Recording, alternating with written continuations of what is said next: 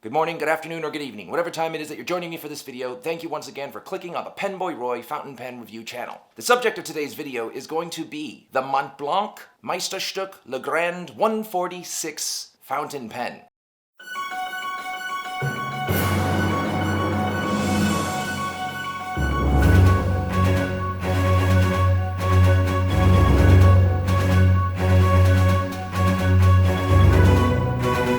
Before I get into the neutral zone, the good, the bad, the ugly, and high noon on this pen, what I want to do is I want to go over some background information on the brand. The brand was started in 1906 by two German dudes who made simple pens.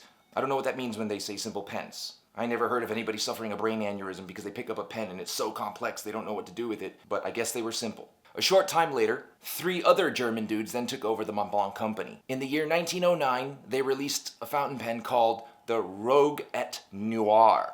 In 1913, the snow cap emblem was adopted. This emblem is apparently what one of the largest mountains in Europe looks like from above. Let me just let that sink in for a second. This is what the mountaintop looks like from above? No one's called them out on that yet.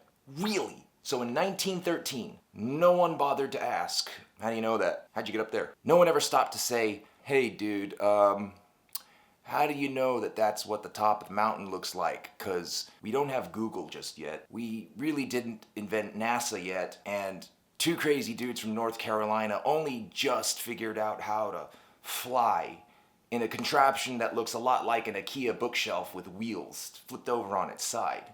You're telling me that this is what the top of that mountain looks like from above? No one bothered to ask? That's crazy. I mean, these guys weren't scientists. They weren't astronauts, they weren't aliens, they weren't mountain climbers. No, dudes making pens are like, this is what the top of that huge mountain over there looks like from above. And everybody bought it.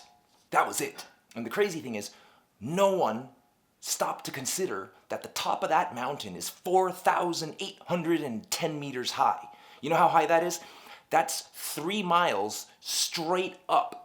That's 15,780 feet above the ground. It runs from the French-Italian border and into Switzerland. That's about 100 miles if you were to drive it.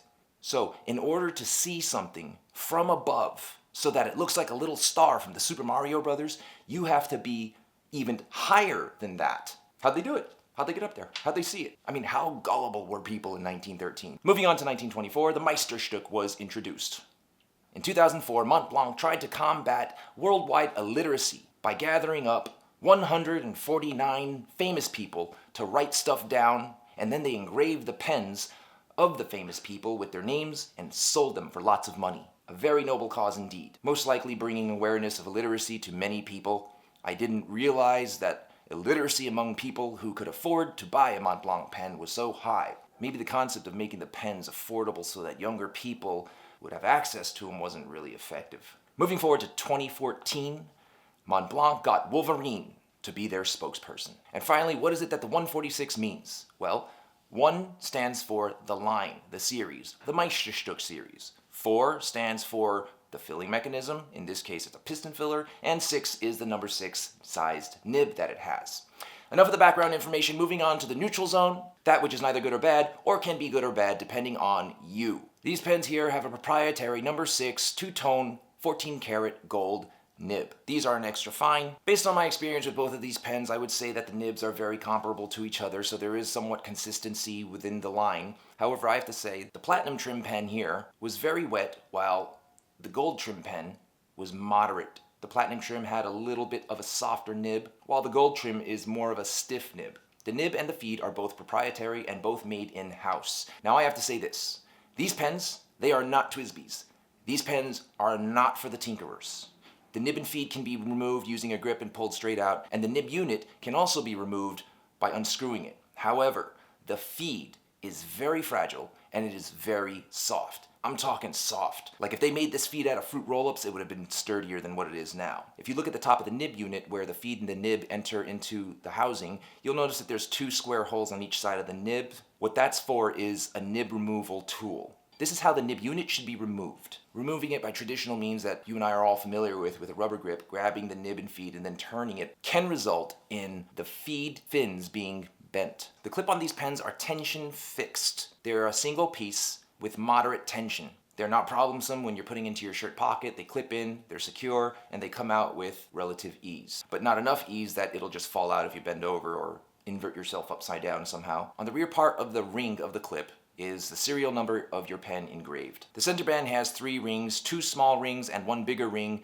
The bigger ring reading Meisterstuck, Mont Blanc, and Pix. The cap screws and unscrews in 1.5 turns. The grip section has a slight taper with a textured rim right at the edge. There's also no step, however there are threads that pretty much any type of writer will encounter, regardless of whether you're a high gripper or a low gripper. However, it is fair to say that even if you do encounter these threads, they're not bothersome, and you barely notice them because the threads are very smooth and they're very shallow as well. The pen without the cap has a football shape. With the cap on, it has your classic cigar shape. These pens have an ink window, and the ink window is a prison bar style ink window. Towards the end, right where the blind cap is, there's also a ring right where the blind cap separates from the body. Upon filling these pens, I clocked them at about 1.5 milliliters of ink. That's plenty of ink. Lastly, a cool fun fact about these pens, despite how they look, they are not black. They're actually super dark red, so dark red that they appear black. Now this can be revealed if you are in a dark room and you take your iPhone and you shine the light right up against the opening of the cap. What you'll notice is it'll turn slightly transparent, but it'll be red. Enough of the neutral zone, moving on to the good.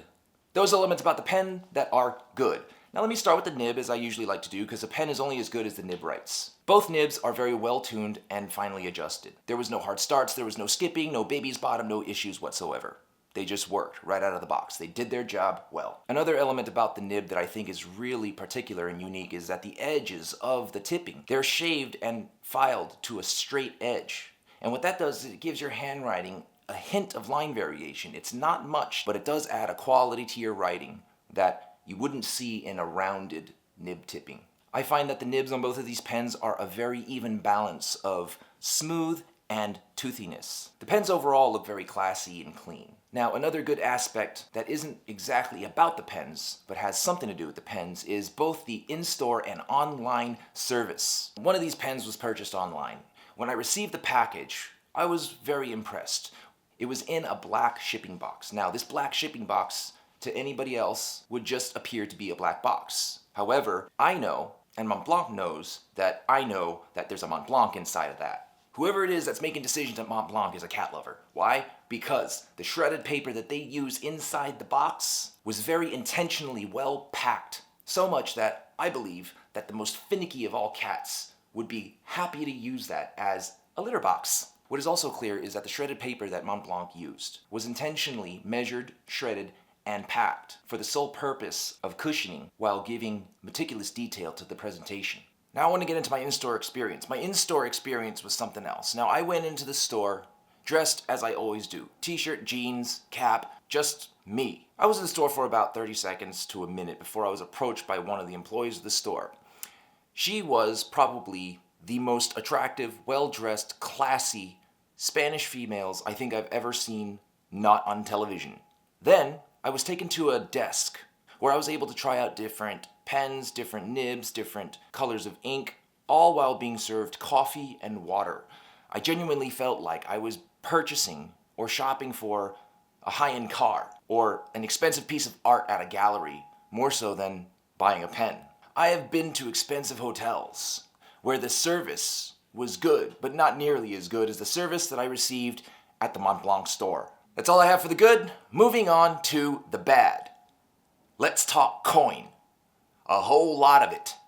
Now the MSRP on a Mont Blanc 146 with yellow gold or red gold trim will run you about $705. For platinum trim, it's going to cost you $755. Now what I have to say is this. For an injection molded pen, and even though it does, yes, have a 14 karat gold nib, based on just the pen alone, I have to say that this is unjustifiably too high of a price. There's very little about the actual pen that justifies such a high price point. So, where is it that your money goes when you spend $700 to $800 on one of these fountain pens? Well, let me explain it to you. Part of that money goes to hiring that hot Spanish lady. The coffee and water. The coffee and water for the guy before me, and the guy after me, or girl. Also, part of that money also goes to the rent for the storefront, usually located in areas where a parking ticket is considered an acceptable daily parking expense. Oh, and there's also Hugh Jackman's salary. Essentially what I'm saying is when you're buying a Mont Blanc pen, you're not just buying the pen for the pen. You're buying the whole experience surrounding the pen.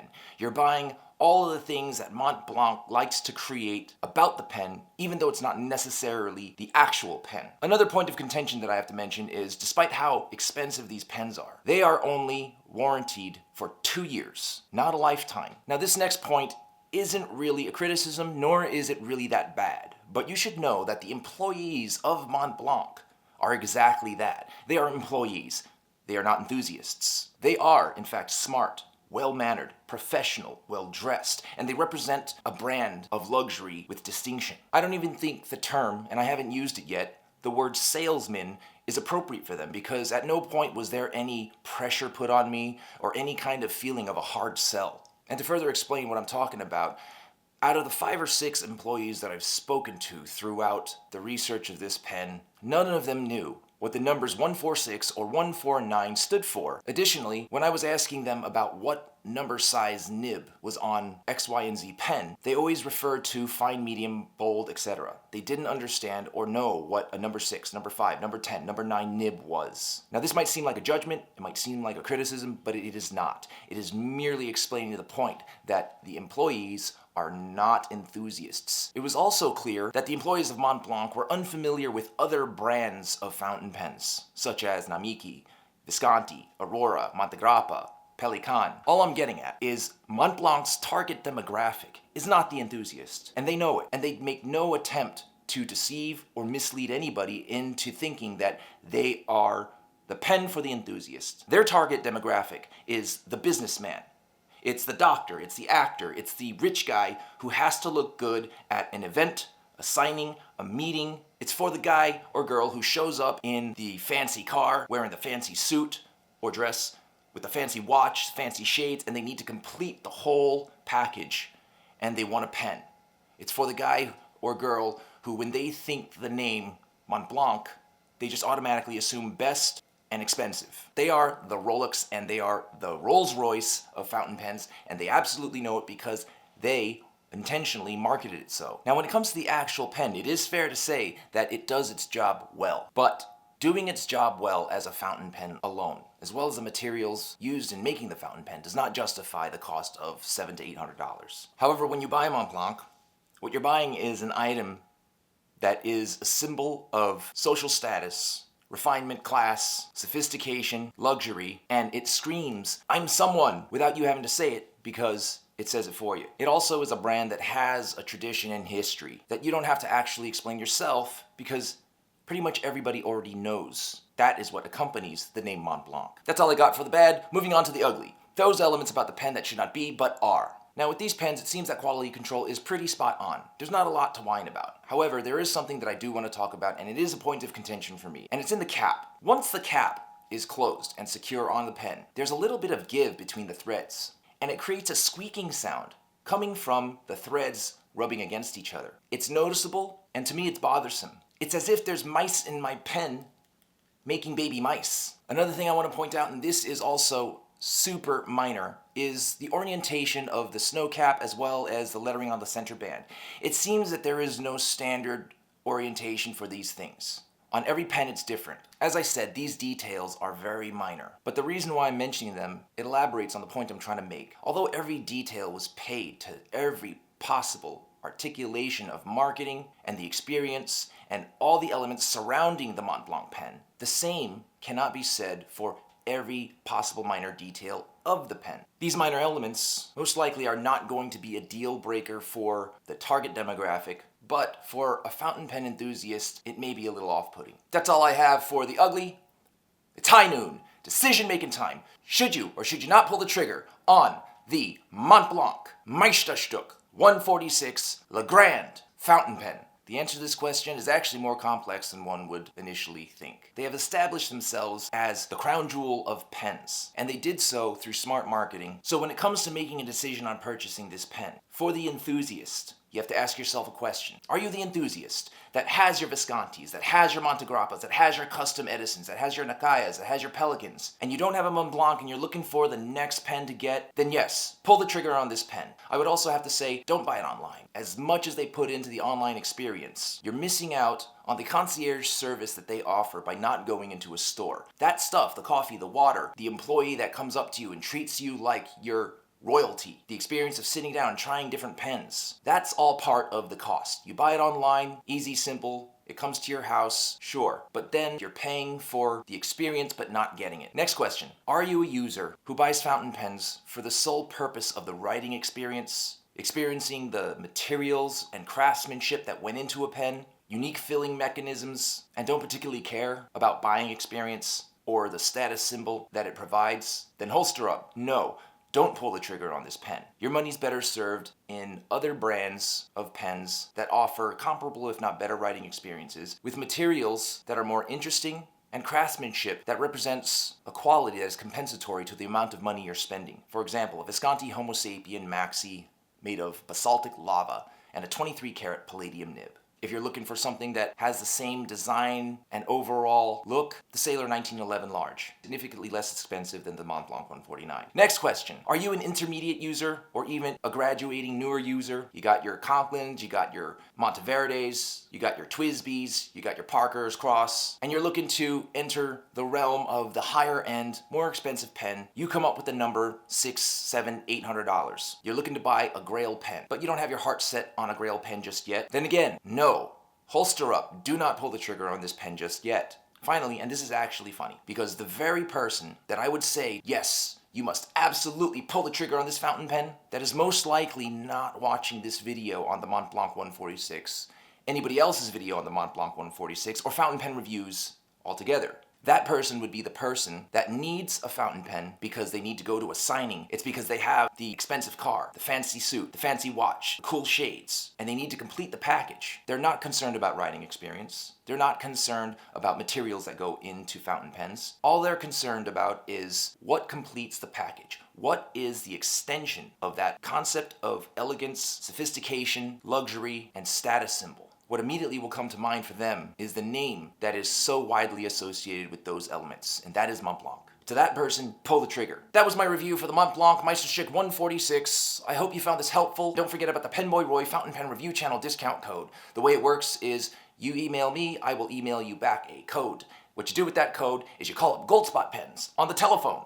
You dial 207#, you get Dawn Johnson on the line, and she will give you a discount that is exclusive to Penboy Roy Fountain Pen Review Channel subscribers. Also be advised that there are some exclusions that apply. Thank you once again for joining me on the Penboy Roy Fountain Pen Review Channel.